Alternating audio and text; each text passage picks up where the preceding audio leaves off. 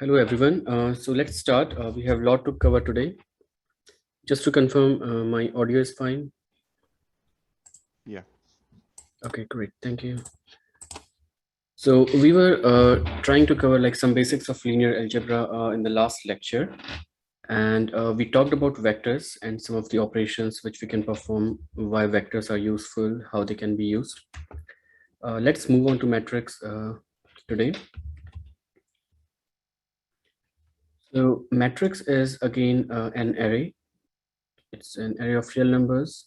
So it will have two dimensions. So any matrix will have some kind of shape which will have two dimensions. For example, in this case, it's m by n, which means that that matrix has m rows and n different columns. This is like how we represent it. A is a matrix. That's how we'll represent it like throughout the lecture.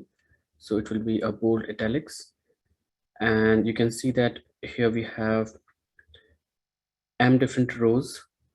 The first subscript here that indicates the row number. So it's starting from A1, A2, going all the way up to AM, which means we have n such rows. And the second subscript, you can see that it's going from 1, 2, 3, all the way up to n. So that corresponds to columns. Right? So you can see that the last bottom right element here is mn, which means like m different rows and n different columns. Okay, so that's how we represent each element in a matrix. And now we talked about vectors. So if we have a row vector that can also be represented as a matrix, so it's kind of a spatial matrix which only has a single row. Because if we just consider these elements over here from the first row, so this is a row vector. And of course, if there is just one row in a matrix, it can be a matrix as well. Similarly, if we have a column vector, that's also a matrix, but it will only have one column. Okay, so that's just representation. And now let's try to understand where exactly matrix is very useful. So we talked about grayscale images. I think in the previous lecture, we'll talk about it a bit more in detail. So if you have a grayscale image, you can use a matrix to actually store this grayscale image in your computer memory. Okay, so you can represent a grayscale image as a matrix. And what that means is each number like in your matrix, which corresponds to like some row or some column, that represents a pixel in your image. Okay, so the grayscale image, you can store it as n cross m matrix, which means n rows and m columns. And it will mean that you have a total of n cross m pixels in your image. So for example, look at this image. So this is a grayscale image, which means that there is just one channel, and each location in this image, you can store that into like one element of a matrix. So if you have, let's say 400 pixels in the height of this grayscale image, so you will need 400 rows in your matrix. And let's say if you have 600 pixels in the width of this image, you will need 600 columns. So you can store this grayscale image in a 600 cross 400 or 400 cross 600 matrix. Okay, so this is just showing a small patch over here. So if I pick that, so again, this is a matrix representation. So certain number of rows, certain number of columns, depending upon how many pixels are there. And then you can see that each location actually represent the pixel value of this image. And this you can store as a number, as a real number in your matrix. So that's an example. All right. Now you can have a colored image, which will have 3 different channels, and each channel will be for like red, green, and blue. So what this changes, like in your original representation, instead of having one number at a pixel, you will have 3 numbers per pixel. So each correspond to each of these colors.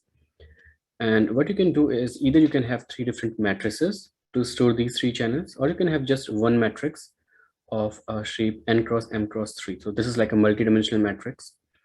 So the number of dimensions you have in your matrix, it's called the dimensionality of a matrix. So in this case, it's a 3-dimensional matrix. Similarly, like if you have a row vector, that's called like a 1-dimensional matrix, right? And similarly, you can have n-dimensional matrix if you have n different dimensions in your matrix. So if this is your original image, again, this is an RGB image, you will have 3 different channels, and each channel can be represented as a n cross m matrix, considering that you have n rows in the height and m columns in the width. And of course, like the shape of all these 3 channels will be same because they are coming from the same image. Okay. So similarly, again, these are like patches from these images somewhere. So you will have such numbers stored for all these 3 channels. And when you combine these 3, that will form your RGB image. Now let's try to understand like what different kind of operations we have in matrix, which will be useful later on in the course. So these are pretty simple. You can have addition. So for addition, you have 2 different matrices, and you can, when you add those 2 matrices, you just perform element-wise addition. So one condition for this successful addition operation is that the shape of the 2 matrices should be exactly the same. So in this case, it's 2 cross 2, the first matrix. The second matrix, it's also 2 cross 2. So the shape is same, you can add these 2. And the way you will add is you will just add the corresponding elements like at each location. So A will be added to E, B will be added to F, similarly C with G and D with H. Okay, and that will be your resultant matrix. The shape of the resultant matrix will be same as the original matrices. This is another very useful operation, and what you do here is you can just try to add a scalar, but it will be kind of like cast to the shape of the original matrix. So you can look at this as like you can convert this number 2 as a 2 cross 2 matrix, and all the locations of this matrix will have a value of 2, and then you can perform matrix addition like you did in this one. Okay, so you are just adding 2 to all the elements at each location in this matrix. And similarly, you can do subtraction. So same rule will apply. This will also apply. And similarly, you can do multiplication and you can perform division. So again, scaling is a very, very interesting operation. Later, we will see like how we can perform scaling in images.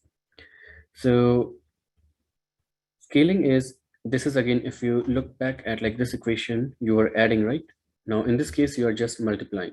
So you have a scalar number, and what you do is you just multiply this number with all the elements of this matrix. So it's getting like independently multiplied with these numbers. But if you think about this, what's happening is you are kind of scaling all the values stored in this matrix. Okay, for example, let's say this matrix was like 1 1 1 1. All the locations were like storing a value of 1. All right, and if you multiply this with a 2, then everything will become 2, right? So you're kind of scaling it with a factor of 2, and that's why it's called scaling operation. All right, and this is another interesting operation. This will be used a lot when you develop your networks in deep learning. So whenever you play around with features and you have to do like some kind of integration or concatenation or merging of different features, then this kind of operation is sometimes very useful. So this is the operator, and what it means is, again, the way you were performing addition, right? Element wise addition, the same thing you will do here. You will multiply like these corresponding elements. So this is called head-to-head product. And again, a condition here should be like the shape of these 2 matrices should be exactly same. So instead of like plus, you have this multiplication sign. So it's kind of, if you think about this, what you're doing is, in this case, you are performing scaling, right? But the scaling factor was same for all the locations. So every element was getting multiplied with the number s, right?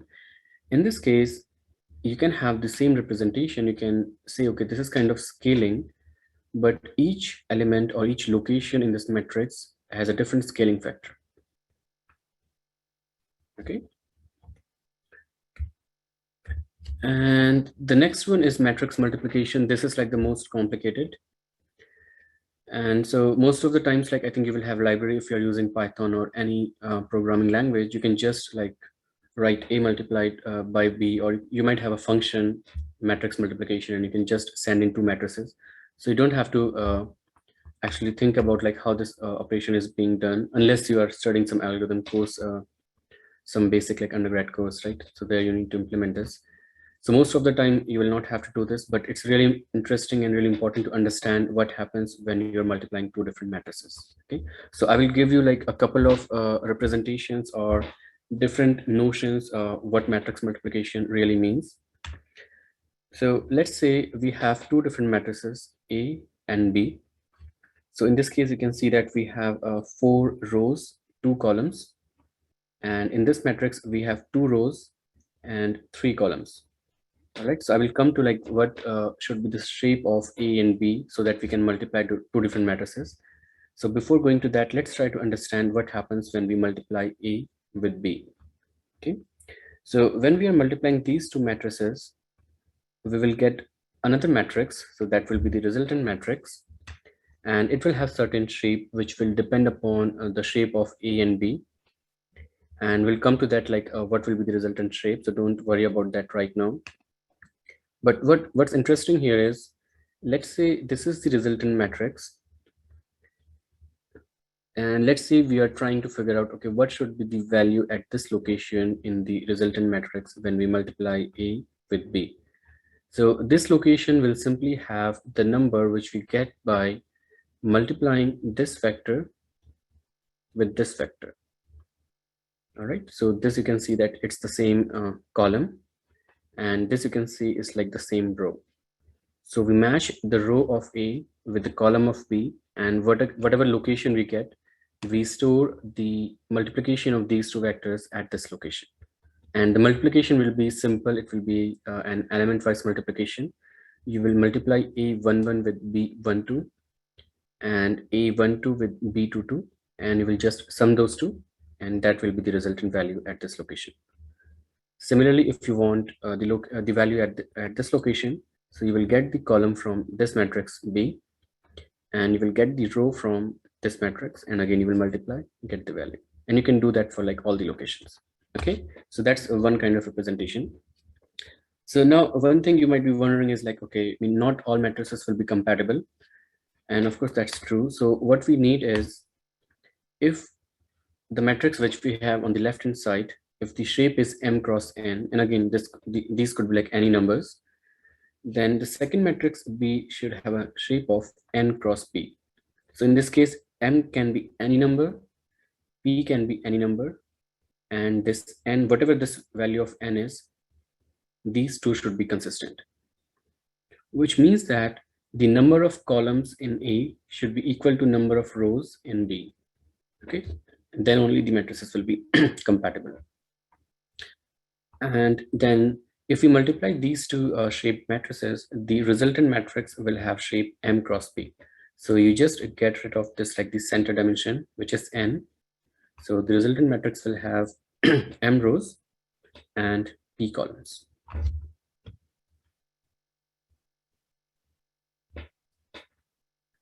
Okay, so let's try to understand like some other representation of this. And again, these two are the input matrices. We are multiplying A with B and trying to get C. So similarly, like if you want a value at this location, you get the row here, you get the column here, and multiply them, and that will be the resultant. So you can write that in this formation here. So if you transpose a row vector, that will give you a column vector, right? So what you can do is you can write like the columns of these matrices, right, as AI, and you can write the columns of B as the symbol B. Okay, so then this is a nice representation by which you can define how the matrix multiplication can be done. So you will have to take like transpose of this, right? So if it's a column vector, if you take a transpose, it will become a row vector, right? And then when you multiply a row vector with a column vector, that will give you just one number. That's kind of a dot product, right? Which we studied in the last lecture.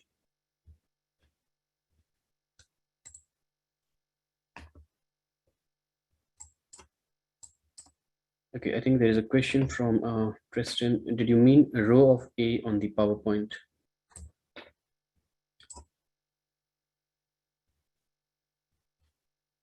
No, that should be column of A, not row. That still is column of A. Okay. So you take column of A, and when you multiply, then it will become a row, and then you will perform that dot product between A transpose and B1. Okay, so again, this is kind of mathematical. Once you have this equation, you have the matrices, you can actually perform this. So, but what I can do is I can give you like an intuition what happens when you multiply those two matrices. So this is like you can see. So this was column of A, so A1, and again B1 is like column of B. So you can represent your matrix A as this. So you will have n different columns, and in B you will have m different columns, right? So the whole column you're representing with this vector. So now this is like a more interesting and I think intuitive explanation of a matrix operation. And again, we have the same representation. So let's say we have a matrix A, we have a matrix B. And again, these vectors are representing columns of A and these are representing columns of B. So let's say if you want to find the first column of A multiplied with B. Okay, so let me go back. And that will be this first column here. Okay, let's say we just find to this column values. So how we can do that is we can just take a linear combination of all the columns in A. Okay, so all the columns in A, so these are the columns, right? A1, A2, all the way up to AN. These are different columns. And what we have to do is we have to take a linear combination. Now, linear combination means you multiply this column vector with some number, then you multiply this column vector with some number, and similarly like this with some number, and then you add all those values. So that will give you a column vector, right? So now the question is, what will be that weight which you use to multiply with this column vector? So that weight is coming from this column vector B1. So you are taking linear combination of these columns depending upon what are the values stored in the column of your P matrix. Okay. And so you can see that A1, right, multiplied with B11. So B11 is the first element of this column over here. Similarly, B12 is the second element of this column vector, and B1 is the last. So you just multiply like each column with these values, which you can consider as weights, and then you just add these values. So this is kind of a linear combination, right? What you're essentially doing is you are saying that I want a column vector which should be the combination of all these columns. And then when you're trying to combine them, you are making a choice. Okay, how much of this column should I take? How much of this column should I take? So that amount, the proportion will be decided based on this value, which is coming from this P1. So this is kind of a weight for that. Okay, so essentially you're just combining these columns when you get the resultant matrix multiplication. And similarly, you can get the second column. And for the second column, again, it will be a linear combination of all these columns, but the weights will be different. The weights are coming from B2. So which means that you can have like different weights as columns in the second matrix, and you can take different combinations of these columns from matrix A. And that's why like you can see that, okay, if you are trying to multiply two different matrices, like there can be different compatible shapes to that, because ideally you can just have one column in your B. Again, that matrix multiplication will be compatible.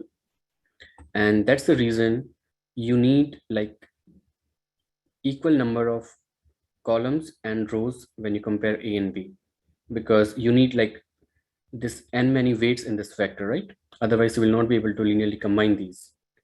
And so that's where like the constraint comes into picture, which says that, let me go back, which says that this number of column in the first matrix should be equal to number of rows in the second matrix, because you need like that many weights. So that's a very, very nice interpretation. And when you use it to like solve some problem, and if you have this interpretation, it's sometimes very, very useful. Okay, so yeah, I think that I already explained this thing. What essentially you are doing is you are taking, if you have 3 columns, you are taking a linear combination. So this first value will be used as a weight for first column, the second value for the second column, third for the third column, and just add those up. That will give you the first column. So similarly, so this was about linear combination of columns. Okay, so now the question is, can we do similar things with rows?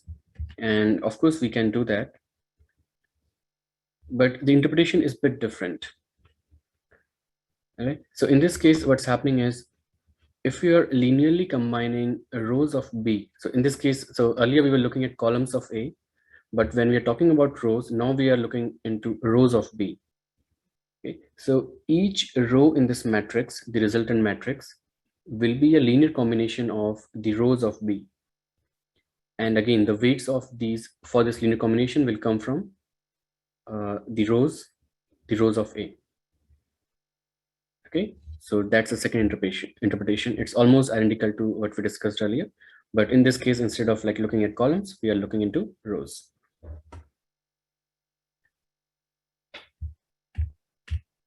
All right, so that was matrix multiplication. Then this is like transpose. I think we have seen vector transpose. It's kind of similar.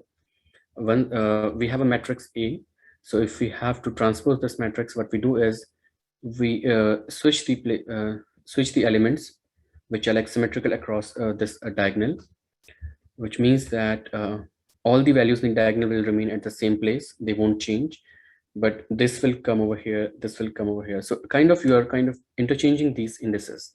If it's A21, it will become A12 and go over there, right? So A21 is moving in. So you're kind of flipping these values. Similarly, like this value will come over here and this value will go over there. So you are transposing across the diagonal. So that's called transpose. I think there is a question. The question from Fernando. This sounds like it will run great on a GPU. Do you normally use a Python library that can use GPUs if available, or do you think NumPy is good enough? Yeah, Fernando, we are not there yet. We'll talk about GPUs as well. And of course, we have like specific libraries or specially designed libraries which are more efficient on GPUs. So NumPy by itself, it won't work on GPUs. Okay. NumPy is like optimized just for CPUs. But we do have other libraries like PyTorch, TensorFlow, which we're going to cover later in the course, where those are kind of equivalent. They will provide you equivalent functionality like a NumPy, and you can perform all these operations there on GPU, which is much faster. We'll talk about that later in the course. Okay, so another property of matrix is determinant. Determinant will give you a scalar. So it's kind of, if you remember last time we were discussing norm. So norm was kind of giving you a notion of the magnitude of a vector.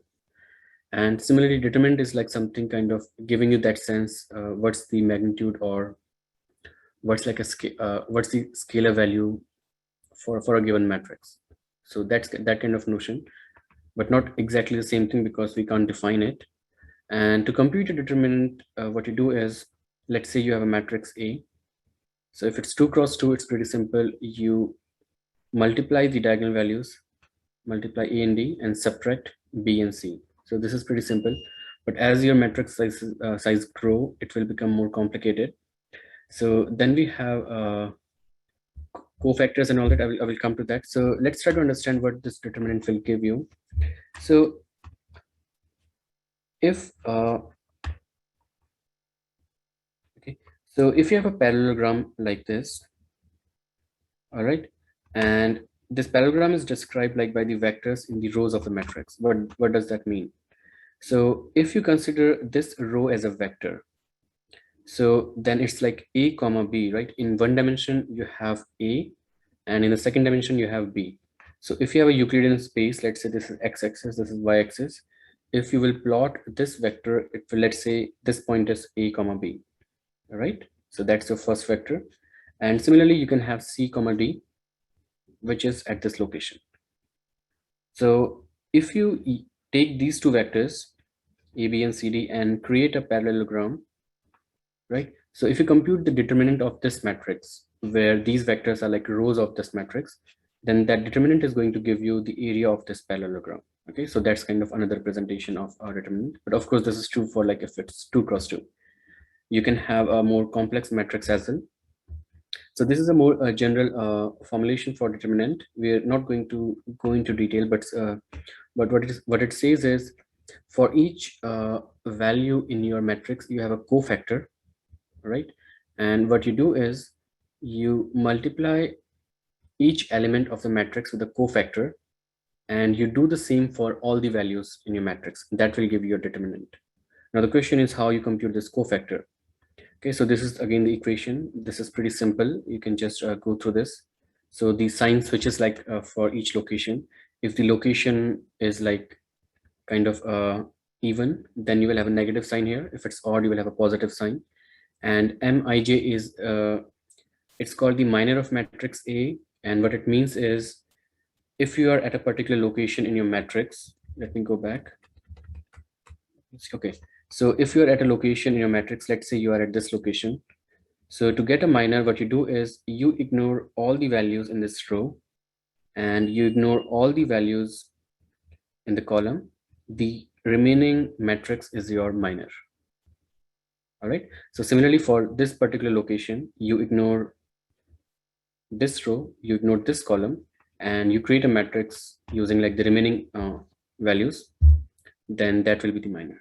Okay, so then the formula is pretty simple.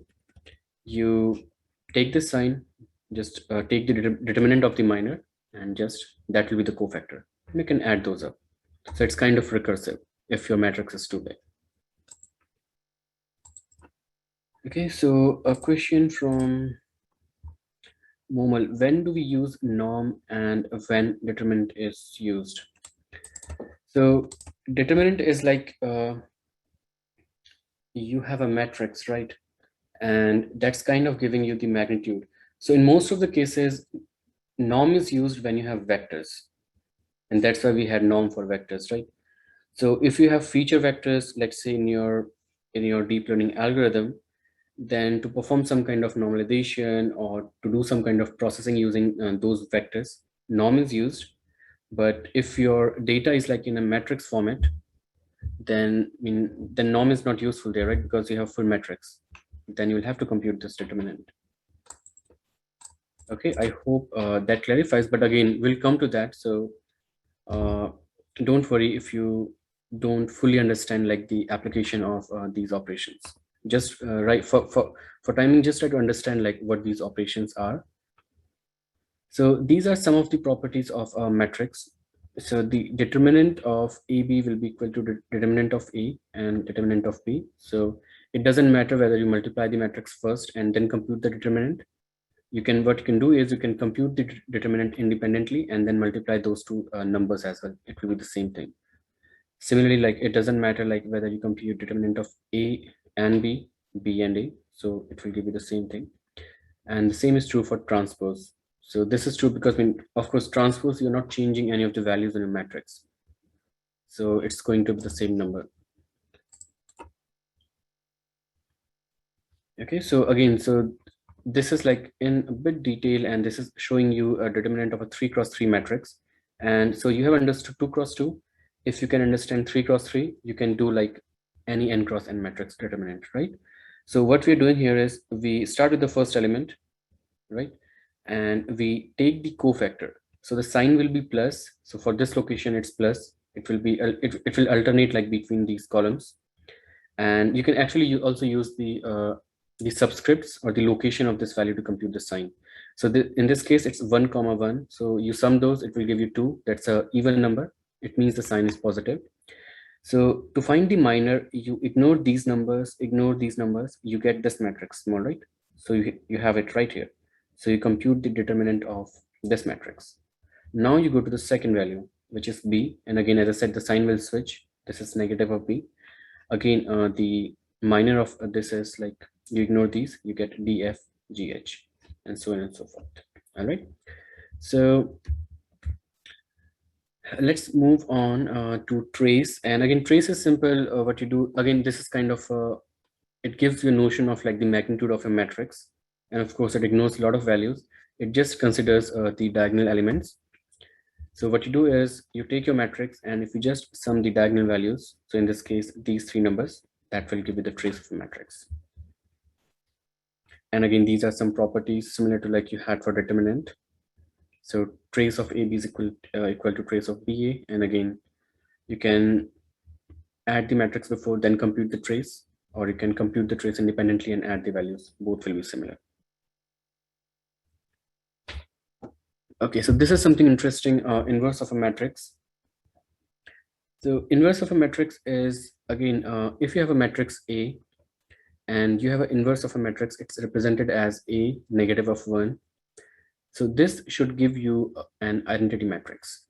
And identity matrix is like all ones. And of course, like this is commutative. So if you multiply inverse of a matrix with the matrix itself, again, it should give you I. Okay. And of course, inverse will not always be there. For some metrics, it will be there. For some, it won't be there. And again, to understand this, we'll have to go into more detail. We are not going to do that in this course. So just try to understand like what is a matrix inverse. That's sufficient. Okay.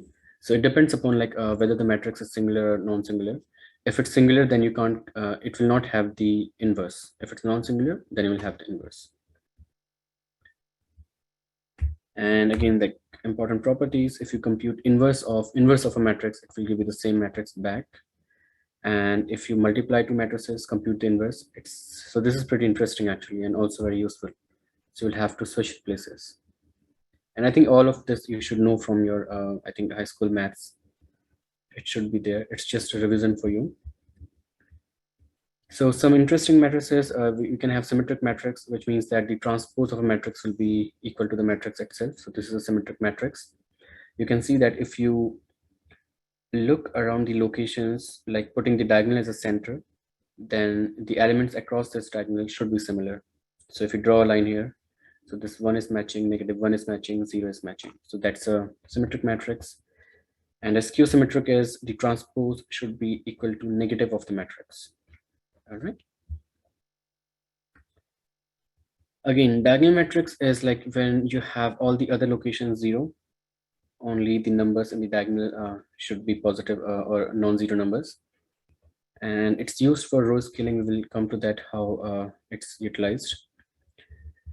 And identity we discussed earlier, like if you multiply a matrix with its inverse, you get an identity matrix. And similarly, if you multiply an identity matrix with a matrix, you get back that matrix. So it will not have any effect. And this is an identity matrix. All the values in the diagonal should be 1. Okay, so these were like basic operations, basic concepts which we will need. All right. And let's move on to transformations. So we'll quickly go over this, and this is pretty interesting. The scaling, rotation, and translation of matrices. But of course, you know that matrix is essentially you can represent your images using matrices. So if you can perform these operations in a matrix, you can perform these operations on images. And then we'll briefly talk about the singular value decomposition, which is also a very important concept without going into detail. All right, so we'll cover 3 things: scaling, rotation, and translation. Scaling, we have briefly covered. You know that if you multiply a matrix with a number, it will scale it. And that's essentially it. So these kind of matrices are useful for vector transformations. All right, and instead of multiplying with a number, what we will do is we'll perform matrix multiplication. All right, so let's say you have a matrix X, and you want to, so Okay, so forget about metrics. First, we will try to perform these transformations just on vectors. So let's say you have a vector x, all right, and you want to transform this vector to x prime. And the way you want to transform is you want to perform scaling operation. So for this scaling, we will have this matrix A, which we can call like a scaling matrix. And let's see like what this scaling matrix looks like. So this xy is the vector x, the source vector, the input, all right, and this is the matrix A, and this is called scaling matrix, and this is like the resultant matrix, resultant vector x prime. So you can see here that it's a diagonal matrix, and of diagonal values are 0, and the first value here is the scaling factor for the first value in this vector, and the second value is the scaling vector, the scaling factor for the second value in this vector. So you know, like matrix multiplication, we just studied that. If you multiply, so again, this is a matrix where you just have one column, and when you multiply two matrices, what essentially you do is you take linear combination of columns of the first matrix, right? So that was the representation. So the linear combination is like using the weights in this vector here, which means that you want to multiply this column vector with x, right?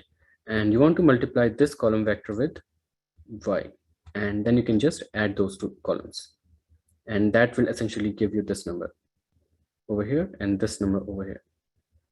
Because when you multiply x with this is going to give you 0.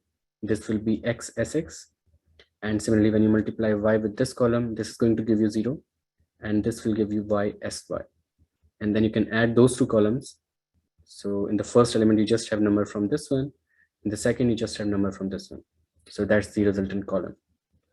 All right, and here you can see that what you are doing is this was your input vector, and you are multiplying the first value with sx, second value with sy. So you're kind of scaling your vector, and your scaling factor are defined by the values in this diagonal. All right, so if you want to scale this x differently, you will change this value. If you want to scale this differently, you will change this value. Okay, so this we discussed. So that was scaling, and of course, like you can have, this is a two-dimensional vector, you can have three-dimensional or n-dimensional vector. Depending upon that, this matrix size will grow. So for each dimension, you will have some scaling factor. So rotation, it's very, very interesting, and it's a little tricky. So bear with me and let me know if you have any questions or anything you couldn't understand. But once you understand, I think you will really like this, how this can be done. Now, the question is, what we want to do, we want to rotate a vector. All right, so let's say you have a vector xy over here. And what this xy means is it's a Euclidean space. So you have x-axis and you have y-axis, right? X means the distance from origin until this point in the x direction, that's x. And the distance of this point from the x-axis or along the y-axis, it's y. That's what this xy represents, right? So what we want to do is we want to rotate this vector by an angle theta. And let's say after rotating that vector, we get x prime and y prime. Now, similarly, like what this x prime, y prime means is the distance like from origin to this location, right? That will be x prime. And the distance of this point from the x-axis, like the vertical drop here, that will be y prime. So the other interpretation of that is projection of this vector on x-axis, that's x prime, and projection of this vector on y-axis, that's y prime. All right, so what you want to do is, that's input vector, we want to project it to x prime, y prime by rotating at an angle of theta. So let's see how we can do that. So it's pretty simple. Similarly, like it's a matrix multiplication, the way we did for scaling. This is the input vector, and this x prime, y prime is the output vector. And if you want to rotate it by an angle theta, this is the rotation matrix. All right, and you know like how to multiply these two matrices.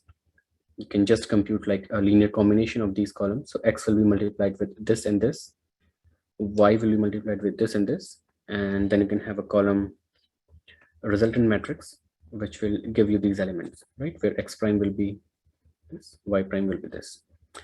So now let's try to understand how we get these numbers or how we get these values here. Okay, so I think there's a question from Momal. Scaling also rotates a matrix. I mean, in a way you can, but the rotation is kind of zero, right? Because you are just moving in one direction. But depending upon if you scale it differently for different dimensions, it might have that rotation effect. But I mean, I will say don't confuse that scaling with your rotation, because in rotation you are actually just moving the vector, right, by an angle. So when you are, so let's consider this vector over here, x and y. So when you scale this, right, so this will move, let's say, to this direction. You are increasing or decreasing, right? So essentially, I mean, you can also represent this rotation by scaling, which means that how much you are increasing x prime from this x, right? You're kind of reducing it. So if you exactly multiply by that factor, then you can say that okay, you scaled it, right? And that theta will be like this cos theta, because in your scaling, this sine theta and this sine theta will be 0, but you will still have this. So kind of yes, but I will say don't mix these two. Let's keep them separate, because both have different meanings. But of course, I mean, you can, if you're performing a scaling operation, there is some rotation if you want to interpret that way. All right. Okay, so I think a question from Daniel. Rotated vector would have same magnitude of original vector. Yes, that's true.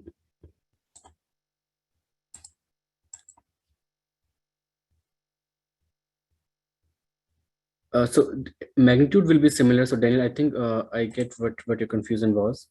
So the magnitude will be similar, but you can see that these x and y values will change, right? So the distance or the projection in x-axis is changing because you're moving from x to x prime.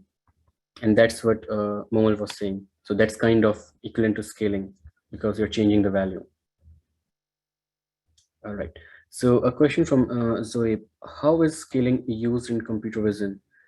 Do we have any reason and a practical example?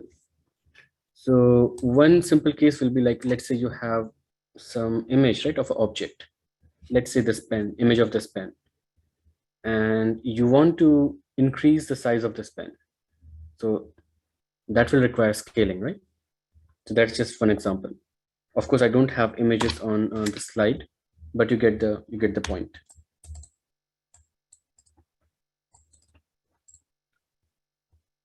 Okay. So so this is fine. Again, this is equation. Now let's try to understand how we get this rotation matrix. So that's really, really important.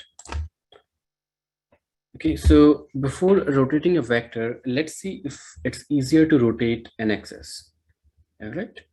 So we have this Euclidean space, and let's say our original axis is this axis x and axis y, and we are interested in rotating these two axes by an angle theta. All right. So now what will happen is when we rotate the axis, and again your unit vector in this direction will represent your axis, right? And again your unit vector in this direction y will represent your axis y. So now you rotate these two axes with an angle theta, and let's see if we can find this x prime and y prime.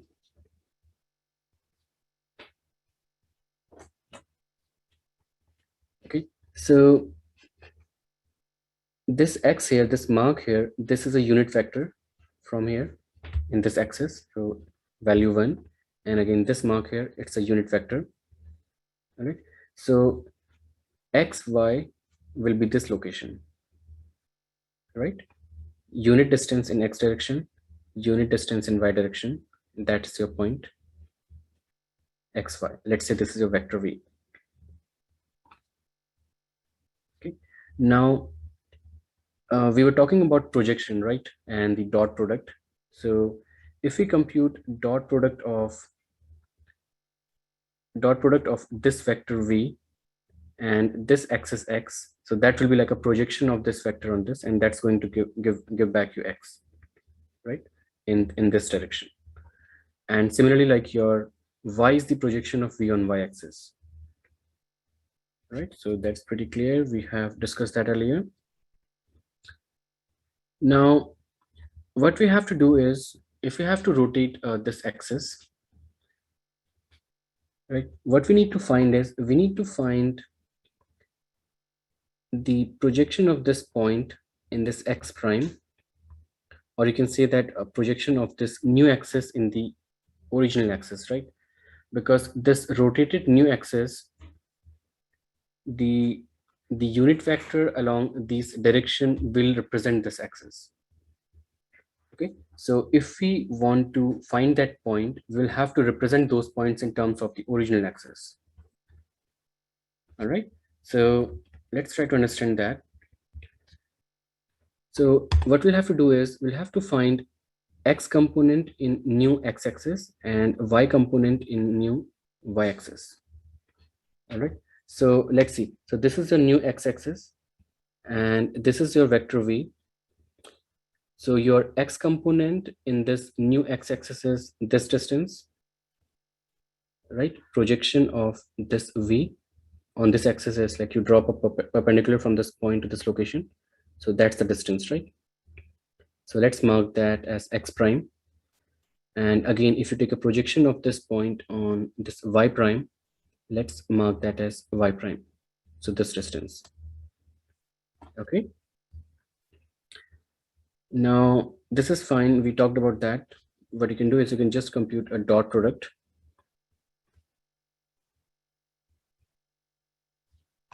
Okay. So your x prime is this vector v and dot product with this new axis, x-axis, right? That will be the projection x prime, and similarly y prime will be the projection, which is, you can also represent using dot product. So v is your vector and dot product with this new y-axis. So if you have to rotate with an angle theta, then your new x-axis will be cos theta and sin theta, and new y-axis will be negative of sin theta and cos theta. So let's try to understand from where we get these values. So new x-axis is in this direction, right? And you can see this is like this is angle theta. So this is your unit vector and this is your theta. So if you take a projection of this one or this unit vector along this, so that will give you this cos theta value, right, in this axis. And the sin theta will come from, if you project this point to this y-axis, right, from here to here. So cos is coming from when you project on x-axis, and sin is coming from when you project it to y-axis. All right, similarly your y-axis is, it will be like a projection of, again, you can take a projection from this old axis to new axis. You will find that point because your new axis will have unit length, right, in this direction, y prime direction. And you know that this is unit length, this is unit length, so you can compute this distance. Okay, so what this means is, if you have to rotate your axis by an angle theta, you can actually just compute these dot products, because now you have the new axis, you have the old axis. So you have the new x-axis, you have the new y-axis. You can just replace it here. All right, so we're just placing that as like rows of the matrix, and this is fine. So this is kind of rotating your this is rotating your axis. I think there's a question. What is v? So v is this vector, right? This vector which is unit length in x direction and unit length in y direction. This point over here. Okay, so this was rotating the axis, Now, if you think about, let's say we don't rotate the axis, we have to rotate the vector. So instead of rotating the axis in the by angle theta, what you can do is you can rotate that axis in like opposite direction, negative theta. Okay, so that will be essentially equivalent to when you are rotating your vector v in by an angle theta. So let me go back here. So in this case, what's happening is you are rotating your vector v towards right when you're rotating your axis towards left, because you can see that this point is coming close to the new axis, right? Earlier it was like far away. So when you're rotating your axis towards left, you are rotating your vector towards right. But essentially when we are saying rotation by theta, we are rotating towards left. So what we can do is we can just rotate our axis towards negative theta. So that will simulate like rotating a vector towards left. All right. So then what you can do is you can just replace that angle theta with negative theta, and that will give you a rotation matrix.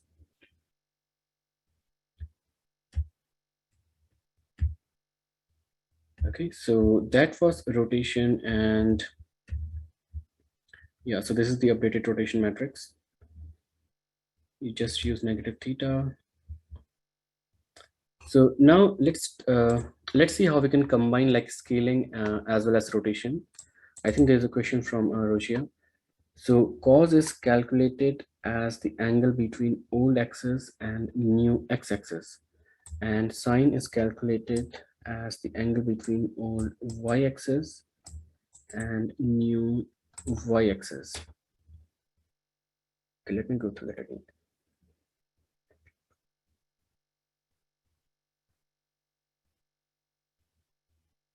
Right, so both is giving you theta, right? Because your angle between old x-axis and new x-axis is theta, and again your angle between old y-axis and old new y-axis is theta. So Ruchia, I didn't get your question, but what you said, that's right. Okay, so if yes, sorry, actually I just wanted to understand like if we are calculating, like you said, so cos theta is between the angle between old x-axis and new x-axis, and sine is with respect to y-axis.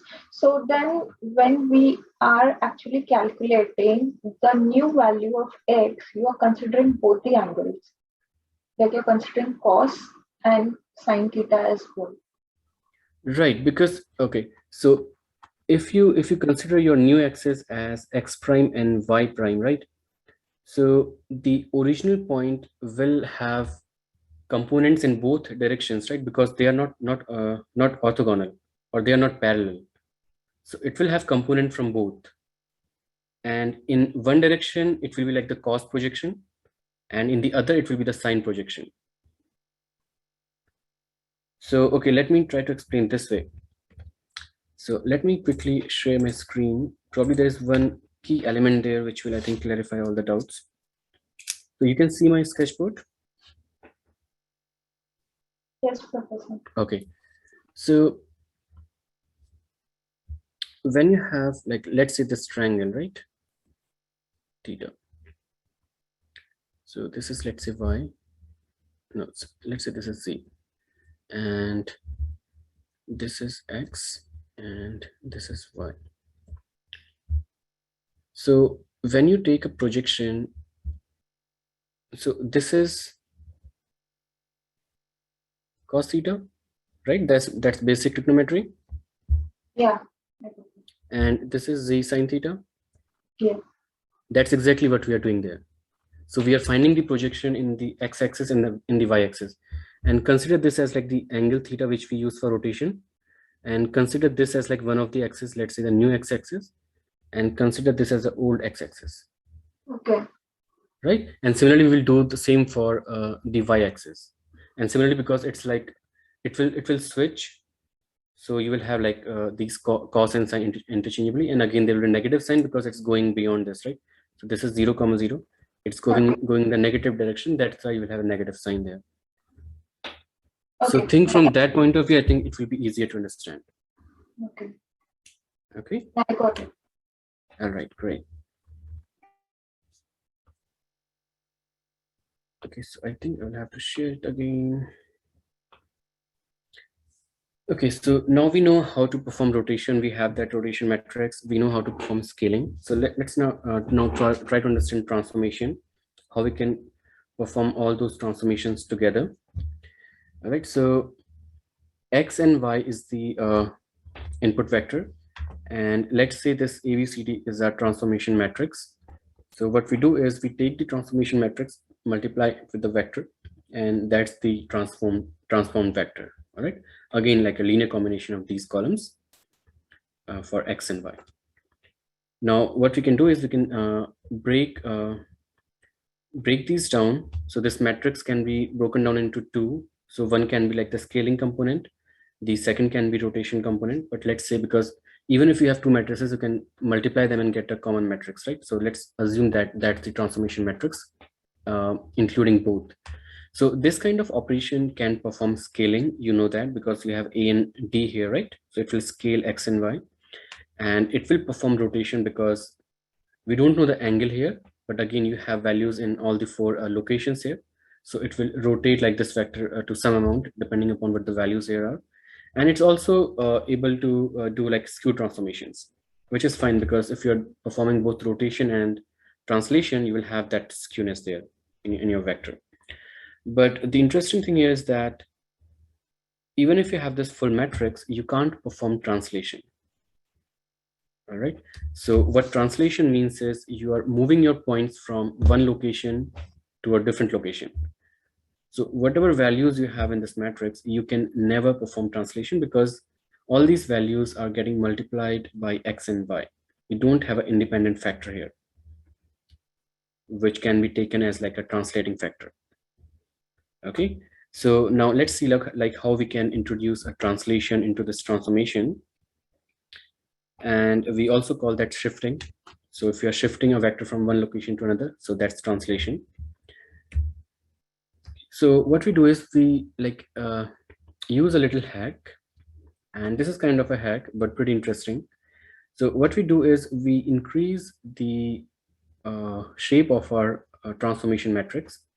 And the way we do this is we still keep the original values, ABCD, which are used for scaling and rotation. And we have a 1 here, which is fine. And then we have 0 elements here. All right. So we just modified it, increase the shape. And to the input vector, again, it's the same input vector x and y, but we are just adding a dummy value 1 to make it 3-dimensional. So you can just ignore 1 and you still have your old vector back. Now, if you perform this matrix multiplication, so what you will have is, again, you can do the linear combination of these columns. So it's easy to get these values, right? Once you understand the linear combination. So just multiply A with X, B with Y, and this is 0. So you get this number. So pretty straightforward. So you will see that again, you get a 1 here and you get AX, BY, CX, DY. And if you just ignore this number 1, this operation is still performing your scaling and rotation, right? It's the same values, AX, BY, CX, DY. And that's exactly what you're getting here. So by changing this shape and adding this additional value 1, it's not changing anything. But now let's see how we can utilize this for translation. There's a question from Momal. Shifting means changing location of a vector without affecting its rotation. Right. Okay. But of course, when you shift it, you might still be rotating your vector. Right. It's hard to control, because if you shift your vectors like by different magnitude, different amount, so there might be some rotation there, but again, that's not important. Okay. Professor? Yes. I'm a little confused with the difference between shifting and translation. Both are same thing. Okay. Was that your confusion, or? I don't understand the concept. Like, what are these two? Okay, so let me show my sketchbook again. You can see my sketchbook. Yes, I can. All right. So let's say you have a vector v x, y, and I want to translate, or I want to shift this vector to a different location. So what I want to do is I want to change the location of x by 2 units, y by 3 units. All right. So this will give me a different vector, which is x plus 2, y plus 3. So that's shifting. So you shifted this vector to this location. Okay, Is it great. okay? Right. Thank you. Okay, so let me close this and go back to the slides. Just let me know if you can't see the slides. Okay, so there was, I think, another question from Zoe. Why do we need to add 1 here? Yeah, I'm coming to that. But Zoe, you understand that adding 1 is not changing anything, whatever we have seen so far, right? It's exactly the same thing, your scaling and rotation. Yes, okay. So now let's see how we can use this modification. Now, what we can do is, so yeah, we can still do scaling and rotation. Now, what we can do is we can add 2 numbers at these 2 locations, C and F, and this is called like a homogeneous system. All right, now let's see what will happen. So again, you can perform like linear combination of these columns, and you can see that if you take like the third column, it will always be multiplied by this 1. So you won't have x and y in that term, and that's coming over here, C and F. Right, and you can always ignore this 1, don't worry about this. So now in this transformation, you can see that you have ax by dx ey, which was giving you scaling and rotation, but you have this additional term c, which is independent of x and y, and again f, which is independent of x and y. So this is called translation. So you are kind of translating this vector with a value of c in x direction and f in y direction. So by whatever amount or unit you want to translate your vector, you put those values here, and then you will be able to perform shifting or translation as well. So that's why we needed this one. So Zoe, is it clear now?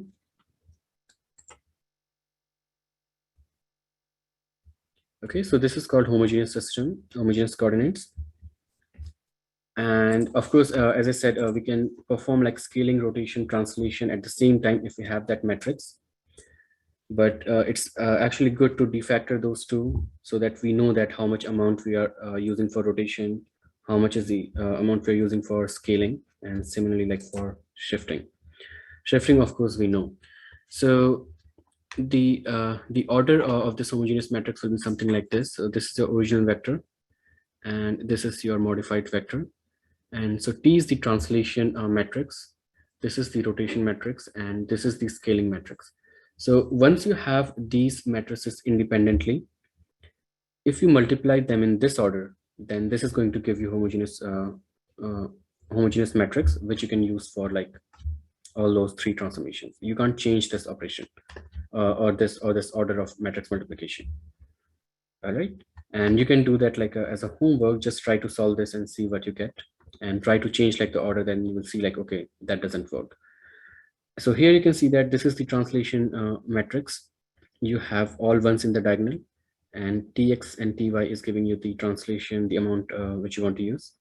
This is your standard rotation matrix, and this is your scaling matrix, and this is the vector which you want to perform operations on. And of course, so one thing you can easily see here is that right now we are just using a vector. But if you want to perform the same operation on multiple vectors, what you can do is, because now you understand like how matrix multiplication works, you can put all those vectors as column vectors in this matrix. And since you know that each column vector will give you linear combination, then that will be the resultant matrix as well. So you can perform at the same time. Okay, so I think there is a question from Momal. If we want only translation, can we set remaining values to 0? Yes, you can, because that will give you in this case it will give you 1, right? So the diagonal should be 1.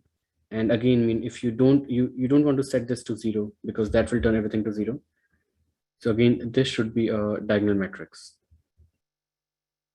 Okay, so scaling of 1 means you're not changing it at all. So if you just make it 1, it will work just fine. Okay, so a question from iPhone, sorry, that's what your name, I can see. You mean changing the basis of vector space? We didn't talk about changing the basis of vector space. So I don't know where's the confusion. So can you clarify that, iPhone? And also tell your name.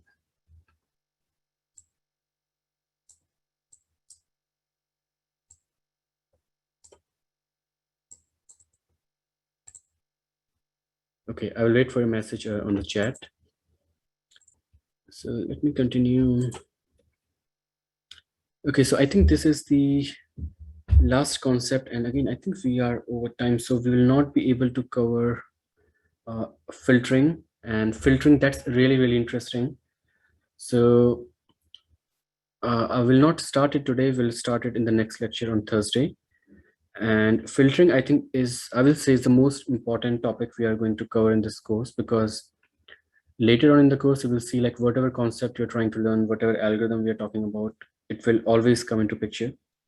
Okay, so image filtering is really, really important. And so let's not start that today, but let me quickly finish the singular value decomposition.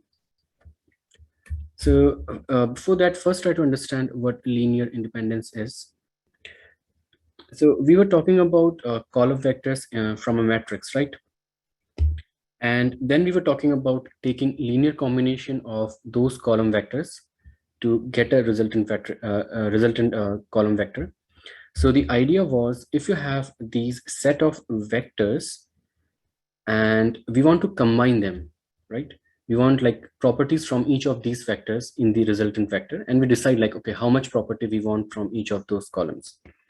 So that was being done in matrix multiplication. But let's say we have those column vectors as linearly independent. So what does that mean? It means that the properties of those vectors are actually independent from each other. The two of such vectors cannot have same properties. Okay, so that's called a linear independence. And if we have such vectors, then it's easy to take linear combination, because we know that whatever feature or characteristic we are taking from one vector, it can't be taken from any other vector because they are linearly independent. Okay, so let's try to understand that. So we say that, let's say we have a set of vectors, we say that they are linearly independent. So this is again a definition. If we have these weights, right, and if we have such a weights, and then all of this sums to 0. If that happens, it means that all these weights are actually equal to 0. A1 will be 0, A2 will be 0, AM will be 0, then only we will get a 0. All right. If A1 is not 0, A2 is not 0, then we can never get a 0.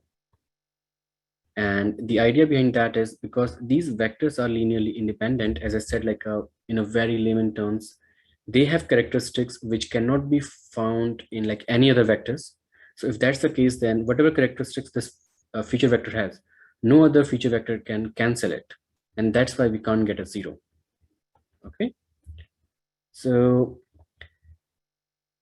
and again, so this is another interpretation. What it's trying to say is that none of the vectors in this list can be represented as a linear combination of the rest of the vectors, because of course, I mean, they don't have the properties which are required to actually form this vector. Okay, so in a very basic term, we can say that if we are in a Euclidean space, then if the vectors are perpendicular, then they are linearly independent. All right, and that's the reason if you have a two-dimensional space, you need two axes. I mean, if you have a two-dimensional space, I mean, you can't work in just one axis because you will not be able to represent the whole space out there. Similarly, if you have a three-dimensional space, you need three axes. You can't represent a point in 3D space using just two axes. because there will be some part of it which you will not be able to cover. All right. So again, axis and Cartesian coordinate system, they are linearly independent. So let's try to understand like with some examples to make it more clear. So in this case, I'm showing you two vectors, okay, the shorter vector and the longer vector. And these two vectors are not linearly independent. And the reason is, if I just scale this vector, right, scale this vector or multiply this with like some number, I can easily get the second vector. So they are not linearly independent. Now consider these two vectors. So this seems like your axis from your Cartesian coordinates, right? So these are perpendicular and these are linearly independent because I cannot represent this vector using this vector. It doesn't matter what I do. Okay. Now look at this.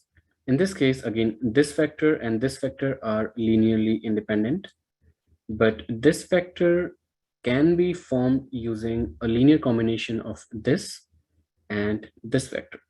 If this is a Euclidean space and this is a vector v, you know that this location is like projection in this direction and projection in this direction. You can easily represent that. So these three are not linearly independent. And this is like 3 axes for your 3D space. And again, assuming that each of these are perpendicular to each other, these are linearly independent. And again, these two vectors in 2D space, these are linearly dependent because I can easily project this vector along this and then try to scale it, and I can still achieve, I can still get this vector, right? Because these are not like orthogonal, so they are linearly dependent. Okay, so this is like from mathematical point of view, but let's see like what's the actual usage. So if we talk about in terms of features, then let's say if we have to solve a problem which is person recognition, right? So for recognizing a person as a human, what we do is we look at the face, right? Facial recognition. We look at the height, maybe hair color, maybe weight, and maybe lots of other specs, right? So some of these features might be related to each other. For example, height might have some correlation or some relation with the weight. So they are kind of not linearly independent. And similarly, hair color might not have any correlation with weight. So they are linearly independent. So when we are learning features, it's actually best to learn features which are linearly independent. Okay, so that will reduce our feature space. So that's like one practical use of this linear independence. And yeah, I think we are almost out of time. Let me quickly go through the slide. So don't worry if you didn't get it, just ping me, or you can put on web courses if any question over here. All right. So this singular value decomposition is something which is a kind of matrix factorization, which is used to get linearly independent vectors for a matrix. All right. So after performing this decomposition on matrix A, we get these 3 matrices, and these are the shape of these 3 matrices, and these matrices will have some like properties. For example, the center here will have just diagonal values. It's a diagonal matrix, and U and V are unitary matrices, which means that their columns are of unit length. Okay, so then again this matrix U will, all the columns like in this will be linearly independent. So this kind of factorization is useful like for a lot of applications. Okay, so this some representation, you can go through these points, it's fine. So because this is a diagonal matrix, so it will act like as a scaling matrix. All right, so what you do is A is like essentially formed using a linear combination of columns which are present in U, and these columns are linearly independent. So that's a property of like SVD. That's how it works. And what we can do is once we have these matrices, we can easily reconstruct A. All right, so that's very simple thing, because we used A to form these matrices, right, for the decomposition. Now the interesting part is we can actually save these matrices, and the memory requirement could be much lower than A, and we can still be able to reconstruct A. And the way we do that is that's called image compression. So we don't use all the values of this diagonal matrix, we use only the top one, and those values actually indicate like which features or which vectors in this column are important to reconstruct this image. And a very common use for that is image compression, where you use only few values. So you will have very small matrices and still you will be able to reconstruct A. So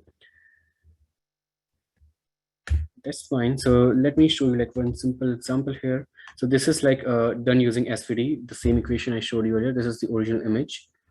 So if we just take like the 20 singular values, you can see that just 20 values and it's able to reconstruct the original image to some level, right? There are some artifacts, which is fine. But if you keep increasing like the number of singular values, and this is 85, you can see that the quality is improving. And in the original matrix, since it's a diagonal matrix, so it will have roughly 250 singular values because of the size of this matrix, right? So you can see the compression level and the quality degradation. All right, so I think we are out of time. Sorry about that. And let's continue next time with image filtering. Any questions you have, you can put on web courses or email me, email the TA. We'll be happy to respond. All right, so let's end it here. Thank you. Bye.